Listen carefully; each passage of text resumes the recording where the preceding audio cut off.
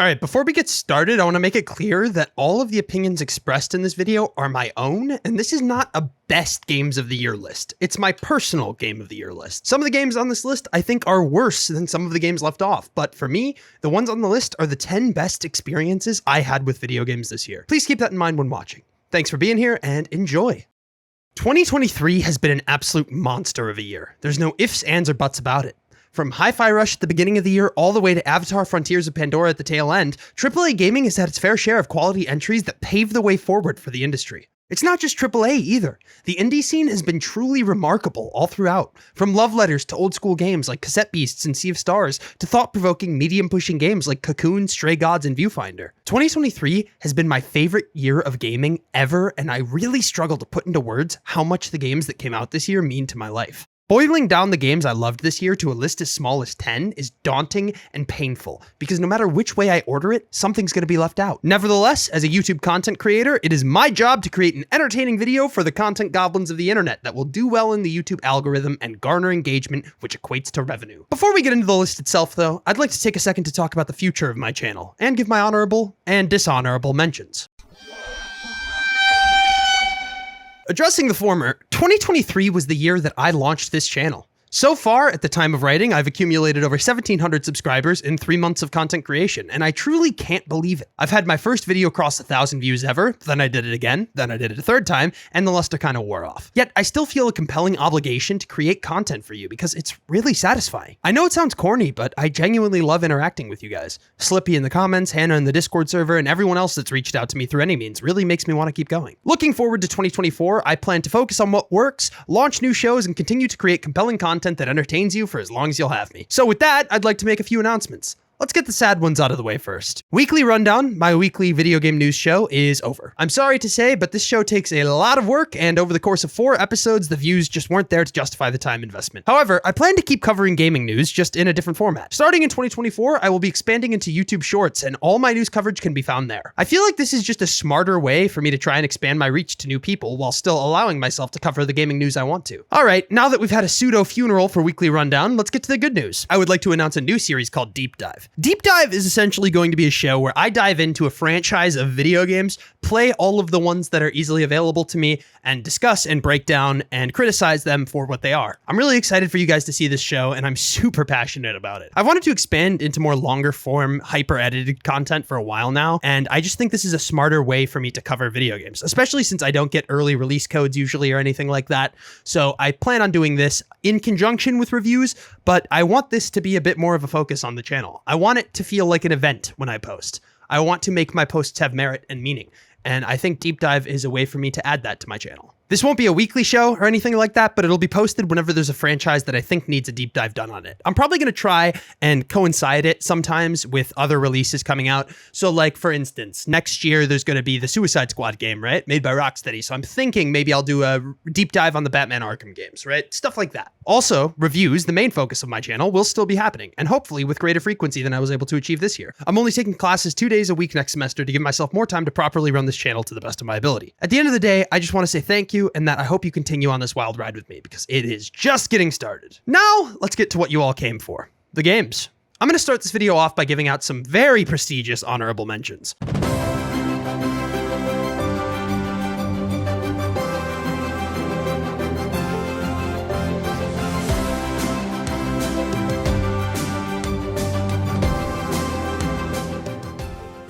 The first game I want to give an honorable mention to is Baldur's Gate 3. Baldur's Gate 3 is a remarkable video game in every facet. The depth of the world and the approach to its narrative is breathtaking and unlike anything I have ever seen in a video game up to this point in my life. So, you might be asking, if I'm giving it such high praises, why isn't it on the list? And the answer to that is because I haven't finished it. This game is gigantic, massive, but at the end of the day, it's a little too big. Now, that's not a bad thing. I'm a bit sick of this trend in the games industry where journalists complain about games being too long. I don't care if a game is 5 hours or 500 hours, but it's about the quality of those hours. And Baldur's Gate 3 is a quality 100 plus hours. In fact, the quality of every hour in Baldur's Gate 3 is probably much higher than the quality of hours in most other video games ever. However, due to the length of Baldur's Gate 3, with my busy schedule of game coverage and balancing being a full-time student, I didn't have time to cross the finish line in Baldur's Gate 3, sadly. I'd love to say I'll finish it, but I just don't know given the current landscape landscape, and that makes me very bummed out. Regardless, it deserves a very strong mention here, and had I finished it, I'm very confident it would have made its way towards the top of my top 10 list. The next honorable mention I'd like to give is to a little game called Last Train Home. Last Train Home is an RTS survival resource management game that takes place during the Russian Civil War. You are tasked with leading a train of Czechoslovakian soldiers through the chaos to safety, though you often get caught up in conflicts with both the Reds and the Whites. This game is one I took a chance on. I don't usually play RTS games or resource management sims, but this one is something special. You really get caught up in the fates of these soldiers because you spend so much time taking care of them and making sure they're okay that when you lose one on the battlefield, you feel the weight of that loss. It's truly incredible and such a novel idea for an RTS game, and I haven't seen many people talking about this one, so I wanted to give it a shout out here. What can I say about From Software that hasn't been said before?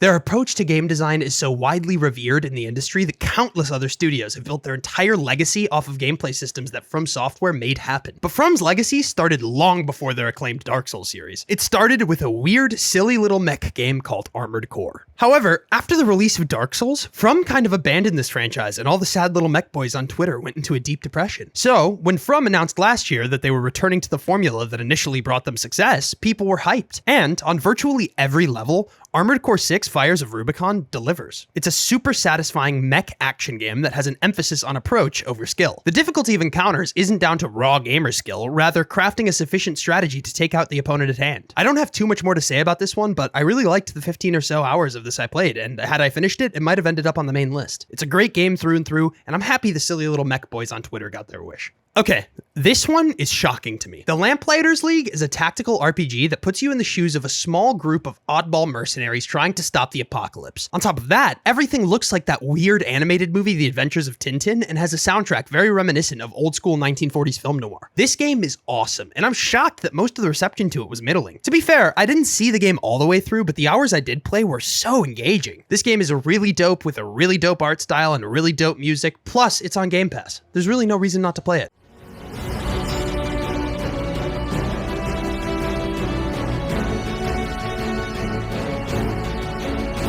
FF16 is a game I have a lot of conflicting opinions on. While I think the gameplay is fun and the narrative dense, I struggle to pick out any singular aspect of the game that I loved. I liked all of it, but didn't quite love any of it. It's a very well made game and is engaging enough to want to see it through, but it doesn't have that special sauce that elevates it for me. It's possible I played it at the wrong time, but I just didn't jive with it the way I wanted to. So I decided to put it here on my list. It's worth a mention, but for me personally, it just didn't quite click. My last honorable mention goes to a little indie game called Spider-Man 2. Surely this won't ruffle any feathers. Spider-Man 2 is a good game. The fact that it didn't make it to my top 10 favorite games of 2023 is just as surprising to me as it is to all of you. However, upon reflecting on my year, I think the games that edged it out were just more fun for me personally. Spider-Man 2 has a lot to love. There's a compelling narrative at the forefront, a fun yet familiar gameplay loop, and tons of Spidey Easter eggs to make you tingle. The only issue to me is the way it ties all of these things together. By no means is it bad, but the game just feels a bit lackluster. It feels like set pieces take priority over player freedom in a way that just doesn't speak to me personally. I know I'm in the minority on this one, but there's just something that rubs me the wrong way when a game just takes control away from me at every chance it gets. Whether it's the MJ missions, the giant set pieces, or locked down side quests, the game often takes freedom away from me and chooses a style over substance mentality and storytelling that I just don't quite love. No shade to Insomniac. They made a great game and I respect the hell out of them, but as time goes on, I realize more and more that this one just wasn't for me, and that's okay. Now, let's get to the meat and potatoes. The big dogs, the reason you're here. This is Michael Lynch's official top 10 games of 2023. Let's jump into it.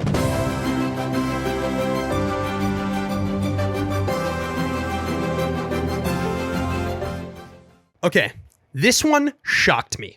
When I beat Dead Island 2 earlier this year, I never thought there was a chance in hell of this game making it to my top 10 games of the year. However, as time has gone on, I've grown more and more appreciation and respect for what Dead Island 2 is. Dead Island 2 is an Xbox 360 game that got released in 2023 on modern hardware with truly impressive visual fidelity and performance. At its core though, it's still an Xbox 360 game. What I mean is, the game has few new ideas, is built around 3 simple mechanics, and doesn't overstay its welcome, coming in at about 10 hours to run through the main story. Now, this is something people may levy as a criticism of the game, and I understand that, but for me, this is the game's biggest strength. It takes me back to an era before open world 70-hour action RPGs were the standard, and some big games were just silly zombie games where I get to run around and beating on the undead for a while with dumb action, dumb humor, dumb characters, and a dumb story. Yet, a lot of the fun to be had here comes from how aware the developers are of these aspects of their game, and instead of trying to hide it, they embrace the camp and wear it on their sleeve. Couple all of this with a satisfying gear and progression system, graphic gore effects, and some of the funniest side quests in gaming, and you have a recipe for success. I'm gonna be real. Spider-Man 2 was going to be my number 10 game on this list over Dead Island 2. I think Spider-Man 2 is a better game in almost every regard. However, before I started writing this video, I thought back to a certain side quest in Dead Island 2. This quest involved me helping an influencer who was trapped in a mansion in West Hollywood. But instead of being rescued, she wanted me to kill zombies in front of her in a variety of flashy ways so she could post it to her Instagram for views. While not very subtle or highbrow, this satirical commentary on our current influencer culture made me laugh so hard and felt truly authentic. It felt like the scrappy team that made this game really had a voice and things they wanted to say. And in moments like the one I just described, that voice shined through. So for that reason, Dead Island 2 gets the number 10 spot on my list.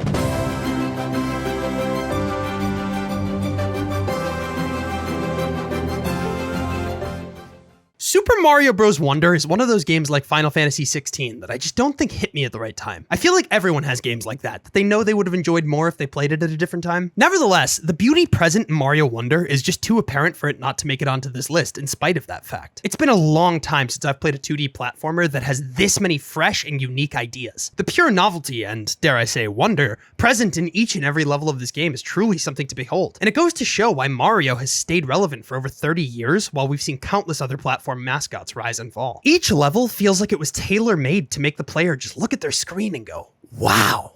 On top of the inherent beauty and fresh ideas of these levels, there's also a whole new suite of power-ups that add a nice spin on the usual Mario formula. I mean, this game turned Mario into a fucking elephant. What more could you want? Through novel level design, great music, unique gameplay ideas, and an incredible soundtrack, Mario Wonder goes to show why Nintendo is still one of the most revered studios developing games today, and how they've managed to keep such a beloved character relevant for oh so many years. For that, Mario Wonder deserves the number 9 spot on my list.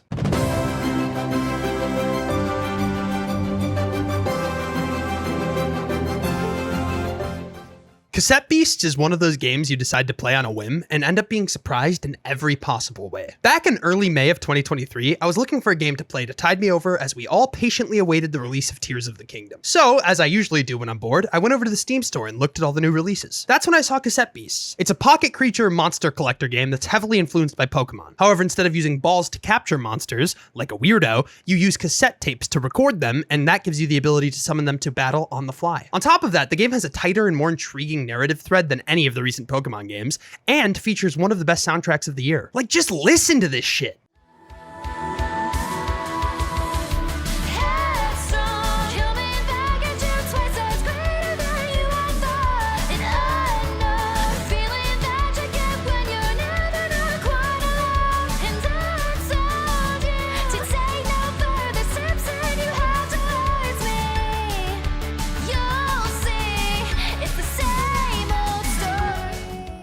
Pair all of what I just mentioned with a lovely art style and some of my favorite character designs of the year, and you have what I think is one of the best games of the year. I really wish I could put this game higher on the list because the vibes of this game are just unmatched. I can't describe it, but the game just has these immaculate vibes that just make it such a joy to play. So if you're watching this video and you have the means, I implore you to play Cassette Beasts. You won't be disappointed.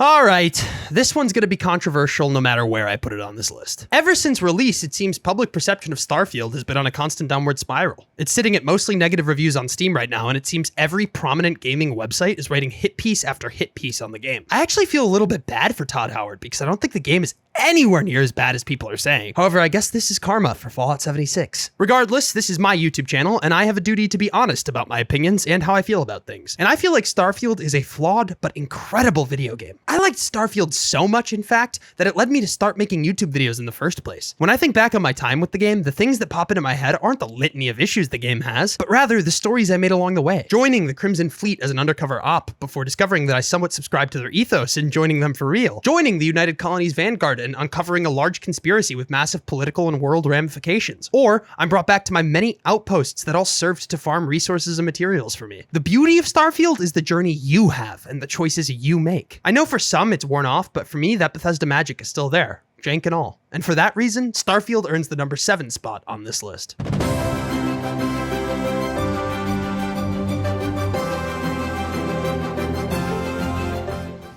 As the last game I played this year, I was hesitant to put Cyberpunk 2077 Phantom Liberty so high on this list, especially since I do have some real issues with the game that I discussed in my review of it last week. However, as time goes on, I believe my appreciation of this game will only grow. I already think it's a marvelous game with a satisfying gameplay loop and excellent writing. Yet, I believe as the years go on, more and more games will take inspiration from Cyberpunk and its approach to the Western narrative RPG genre. I think it's a very forward-thinking game, specifically in regards to its visuals, presentation, and world. CDPR was clearly discontent with the state of the genre and wanted to make a statement on where they think the genre is headed, and for that, I applaud them. Plus, the game is just pure fun, man. The more removed from it I get, the more I respect just how strong its FPS chops are. I played it a week ago and I'm already itching to be back in Night City shooting my guns. Couple that with the changes they made to driving in the 2.0 Phantom Liberty update, and you have a very sound and enjoyable exploration and gameplay loop, on top of an already intriguing world and narrative. Cyberpunk now finally feels like the game CDPR always wanted to make, and I'm really happy I got a chance to play it in this state. And for that, Cyberpunk finally earns its way onto one of my top 10 lists.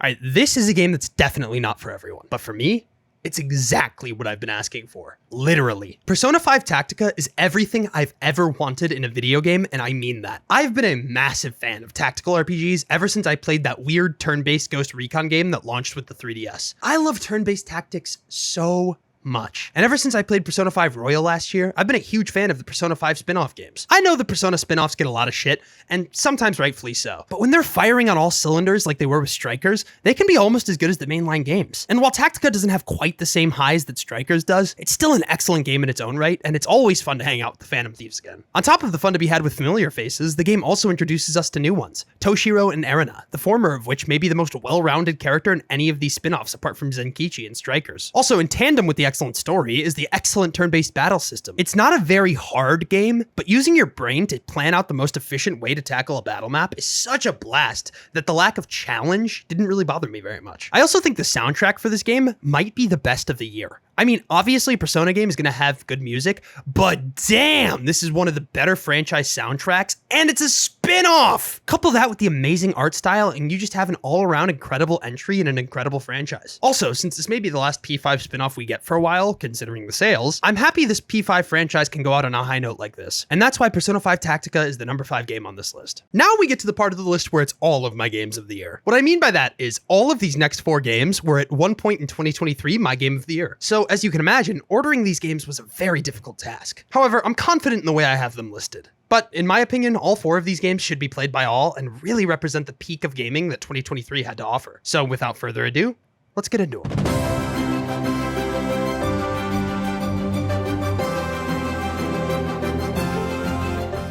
Octopath Traveler 2.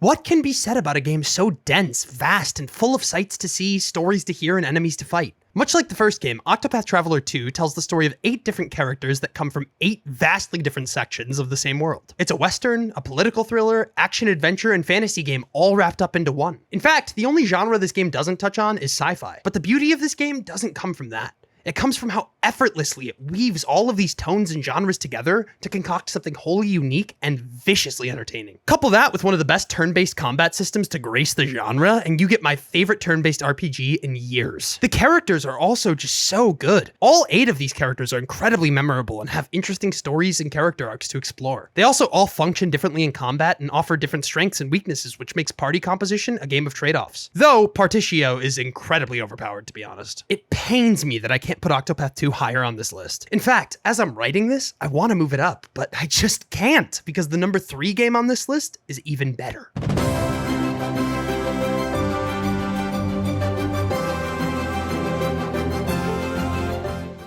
Resident Evil 4 Remake is a triumph on every single level. I never played the original RE4 in any serious capacity, so this was largely my first experience with the game. From frame up on Leon in the car, all the way until the zany anime shit in the 3rd act, this game is the definition of a masterpiece. I truly can't think of anything wrong with it. It looks incredible, is one of the best optimized PC ports of the year, assuming you have a card with at least 6 to 8 gigabytes of VRAM, and it plays like a dream thanks to the RE engine. Capcom has been on a redemption arc for the past 5 years or so, and this game feels like the culmination of all of the hard work they've put into revitalizing their brand. My only issue with this game is that it's not really scary, but I also don't think that's the point of RE4. RE4 is first and foremost an adventure game with survival horror elements. Resources aren't nearly as scarce as they are in RE2, there's no Mr. X stalking you, but instead an amusement park full of creepy set pieces and goofy goons to take down. Once you accept that, I'm positive you'll come to love RE4 the way I do, on its own terms.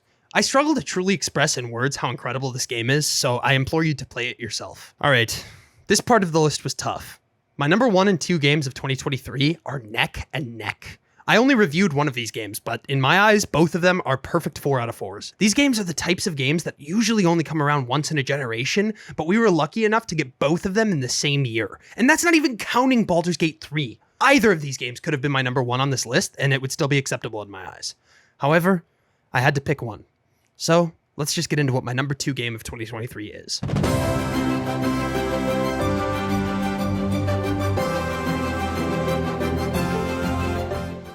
My number 2 game of 2023 is The Legend of Zelda: Tears of the Kingdom. What a fucking game. I truly don't even know what to say about a game as rich, dense, and inventive as Tears. It takes the ball that Breath of the Wild hit out of the park in 2017 and runs it into the end zone 10 times in a row. I don't know anything about sports, but what I do know something about is game design. And from what I know, it's really fucking hard to design systems that let players do this shit.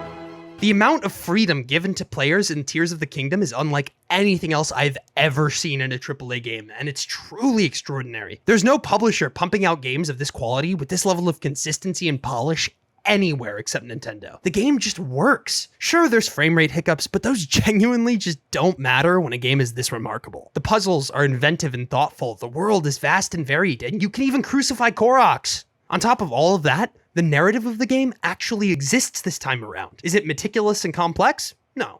But is it satisfying and worthwhile? Without a doubt. All of the new abilities, the depths, the sky isles, the new spins on previously explored locations, everything about this game is magical, and Nintendo proved they were up to the impossible task of making a sequel to a game as beloved as Breath of the Wild. That alone is enough to get it to the number 2 spot on this list. Now, before we discuss my favorite game of 2023, I want to set aside a little time to talk about 3 games that I really didn't like this year. I'm going to go based on the release order of these games rather than ranking them in any particular order.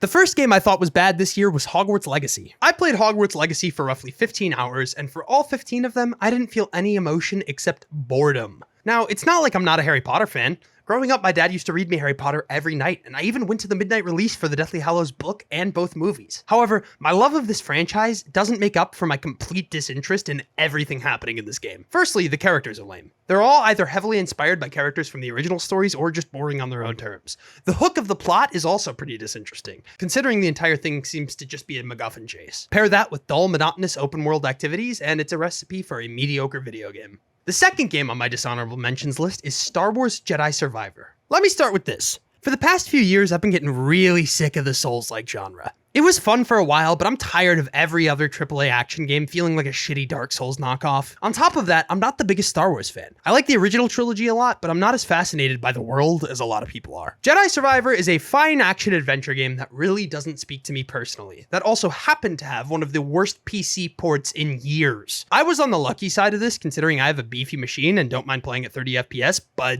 damn if that port wasn't rough. It was hard to get it to 30 FPS, even using FSR at 1440p, and I have an RTX 3070. The combat, as I mentioned earlier, is a Souls-like, but it's not very good at it. Hit reg is bad, parry timing is bad, and enemy windups are bad. It's just not fun to fight things in this game. The one positive mark I will give the game, though, is on its narrative. The team over at Respawn did a really good job following up on the narrative of Jedi Fallen Order, and they got me to get very invested into these characters and this portion of the Star Wars world, which no one has been able to do except for George Lucas and Lawrence Kasdan. So for that, I give them credit. The last dishonorable mention I'm going to give is to a little game based off one of my favorite silly little guys named Gollum. Let me start with this. I'm not a Lord of the Rings or a high fantasy guy. However, I fucking love Gollum. He's such a silly little goofy little guy who just wants to look drippy with the ring. I've also liked every Lord of the Rings video game I've ever played. So honestly, even though it looked atrocious from the start, I was kind of hoping the Gollum game would be a fun little romp where you get to play as this little goblin man. Instead, we got Slave Labor Simulator 2023. It's actually weird how 90% of this game is literally just Gollum and the other slaves just trying to get through a workday. It almost feels like an impressionist art piece trying to get the player to empathize with the plight of slaves throughout history. It's strange. On top of that, there isn't much of a story going on, it's buggy as hell and looks like garbage. But at least it runs at 60 FPS. I don't have much more to say about this one that hasn't been said before, other than I hope the team that made this game gets to move on from it and continue making games, because this clearly wasn't the game they wanted to make, and I kind of feel bad for them. Alright, now that we've gotten everything else out of the way, it's time to discuss my favorite game of 2023. I'm sure you've guessed it by now, so let's just talk about it. Show me the champion of light. I'll show you the herald of darkness. Alan Wake 2 is one of those games that makes me want to go outside and scream at the top of my lungs about how much I love video games. But obviously, I don't go outside. So instead, I'm going to yap about it on the internet. A game about a writer who has the power to alter reality with his writing, written by a man who is in the game playing 3 different characters, sounds like it has its head up its own ass. Which it does! However, that's the fun of Alan Wake 2.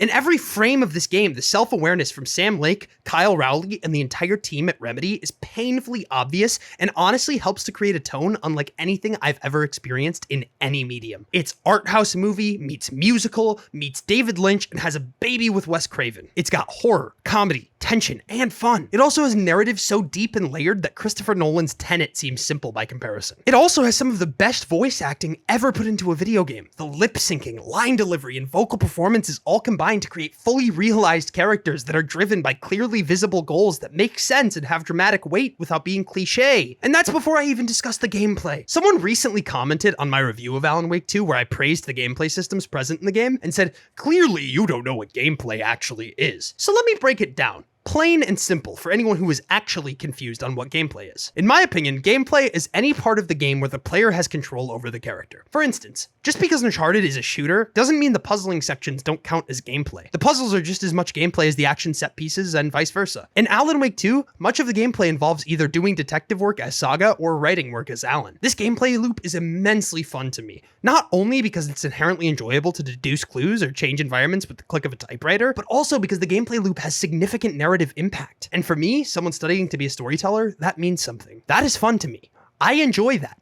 I recognize it's not for everyone, but for me, I can't think of anything more interesting for the medium of video games to do with the concept of playing as a writer. And because of all of that, Alan Wake 2 is my favorite game of 2023. Also, Herald of Darkness, come the fuck on! No game this decade has a moment as cool as that shit. Show me the champion of light. I'll show you the herald of darkness. Anyways, that wraps up my first annual top 10 games of the year list. I really hope you enjoyed it, and thanks for sticking it through all the way to the end. I'm really excited to journey with you guys into the new year and see what gaming has to offer in 2024. Don't forget to subscribe. You can also come over and support on Patreon or through YouTube memberships if you'd like to get early access to my new show, Deep Dive. And as always, follow me on Twitter, join the Discord, and leave a comment letting me know your favorite and least favorite games of the year. Thanks for watching. You know where to find me, and a happy new year to y'all. Peace!